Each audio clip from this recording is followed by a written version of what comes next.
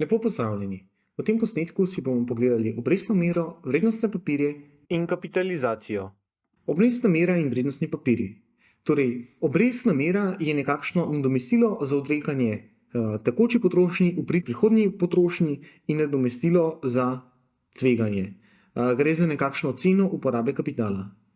Obrestna mera je odvisna od medčasovnih preferenc in nagnjenosti k tveganju. Obrestno mero pogosto uporabljamo v sledeči enačbi: dohodek oziroma znesek iz prvega obdobja pomnožen z 1 plus obrestna mera, in to bo v bistvu znesek, ki ga bomo dobili v naslednjem obdobju.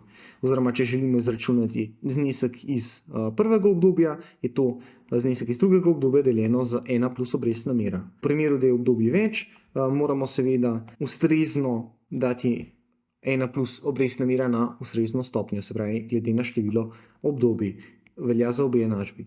Trg kapitala vpliva na trg vrednostnih papirjev z določitvijo obrestne mere. Pri teh je cena posameznega vrednostnega papirja načeloma v splošnem določena z donos vrednostnega papirja skozi obrestna mera oziroma D skozi I. Pa si na hitro pogledamo še graf na desni strani, in sicer graf prikazuje, kaj se zgodi v primeru spremembe obrestne mere. Zdaj, kot lahko vidimo, gre v tem primeru, če pride do povečanja obrestne mere na trgu kapitala, torej pri tem ponavadi pride pri povečanju povpraševanja po kapitalu, pride do dviga obrestne mere. In posledično ta dvig obrestne mere ima vpliv na trg vrednostnih papirjev, kjer se v bistvu poveča ponudba vrednostnih papirjev. Logično, če se poveča povpraševanje po kapitalu, se poveča ponudba vrednostnih papirjev, zato ker povpraševalci po kapitalu izdajo vrednostne papirje. Kot vemo, v splošnem, če se poveča ponudba, se načeloma ob enakem povpraševanju, se pravi povpraševanje ostaja nespremenjeno, cena tega artikla, v tem našem primeru vrednostnega papirja, poveča. V splošnem lahko rečemo, da se torej z dvigom obrestne mere zniža cena vrednostnega papirja. No, zdaj si pa pogledamo vloženi kapital, fiktivni kapital in podjetniški dobiček. Fiktivni kapital označimo s KF in je sestavljen iz ustanoviteljskega dobička in vloženega kapitala. Fiktivni kapital je dejansko prodajna cena podjetja na trgu. Vloženi kapital je kapital, ki ga je podjetnik vložil v podjetje, zato ga imenujemo tudi ustanovitveni kapital, če smo mi ustanovitelji podjetja. Potem pa lahko definiramo še interno stopnjo donosnosti, ki je definirana z enačbo donos skozi kapital oziroma s črko R, kar je enako v bistvu profitni stopnji.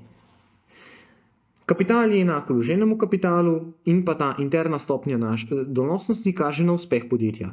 Če je profitna stopnja oziroma interna stopnja donosnosti večja od obrestne mere, pomeni, da je fiktivni kapital večji od vloženega kapitala in da je ustanoviteljski dobiček pozitiven, torej da so ustanovitelji nekaj zaslužili s podjetjem. Kot rečeno, pa lahko definiramo tudi stopnjo podjetniškega dobička kot profitna stopnja minus obrestna mera. Torej R minus I je stopnja podjetniškega dobička. Ustanoviteljski dobiček v podjetju, pri tem gre za razliko med vrednostjo podjetja na trgu in vloženim kapitalom. Torej, ustanoviteljski dobiček je k fiktivni minus k vloženi. Pri tem moramo še dodatno razlikovati med obveznicami in delnicami. Pri obveznicah gre za dolžniške vrednostne papirje, pri katerih je zahtevana donosnost nižja zaradi nižjega tveganja, pri delnicah pa gre za lastniške vrednostne papirje, kjer je tveganje višje in posledično zahtevana donosnost tudi višja. Na borzah se trguje z vsemi temi vrednostnimi papirji. Borze pa so organiziran trg vrednostnih papirjev, na katerem se s ponudbo in povpraševanjem, ki smo jih videli tudi v prejšnjem grafu, na prejšnji prosojnici, se oblikuje tečaj, ki je cena vrednostnega papirja na podlagi ponudbe in povpraševanja. Na podlagi, se pravi, tečaja pa borze oblikujejo borzne indekse. Na hitro se pogledamo še proces kapitalizacije. Kapitalizacija je postopek diskontiranja bodočih vrednosti toka dohodkov, ki ga bo nek produkcijski faktor dajal v prihodnosti v sedanjost. Torej, želimo pripeljati prihodnje denarne tokove v sedanjost. S tem lahko ugotovimo vrednost tega posameznega produkcijskega faktorja. Pri tem moramo ločiti ceno uporabe produkcijskega faktorja in ceno produkcijskega faktorja.